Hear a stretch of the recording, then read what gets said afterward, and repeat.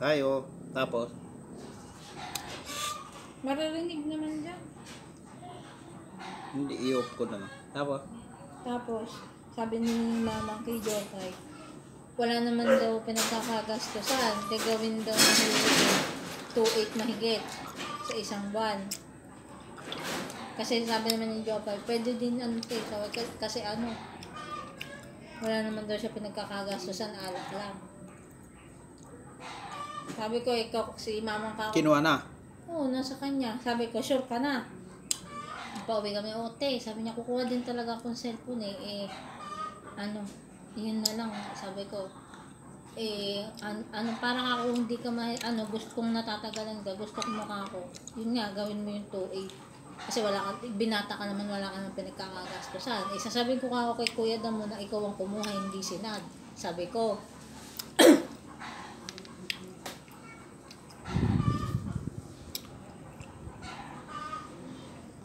nung pauwi ako, sabi ko, sure ka na, ikaw na talaga. Sabi ko, usapan ka ako natin yan, pag ikaw hindi nakahulog, mismo nung auno, ibibigay mo sa akin. Pag di ka nakahulog at napumalpak ka, kukunin ko yung cellphone. Hindi ko babalik sa'yo yung hulog mo. Sabi ko, oo te. Sabi, pero sure na kakot. Sabi ko, hindi kakot sinasabi ko yun. Sabi ko, sige kakot, babalik ako, bibigay ko sa'yo earbuds. May earpods pa yun? Earbuds na kasama. Pala naman itong si Marites. Si Pates, nandun. Inom? Oo, kinukontra niya yung sinasabi namin ni Mamang na 2.8. Kasi daw ganun. Sabi naman ni Mamang, inaway ni Mamang, nilakasan niya ng boses. Kasi, sabi niya, kontra ng kontra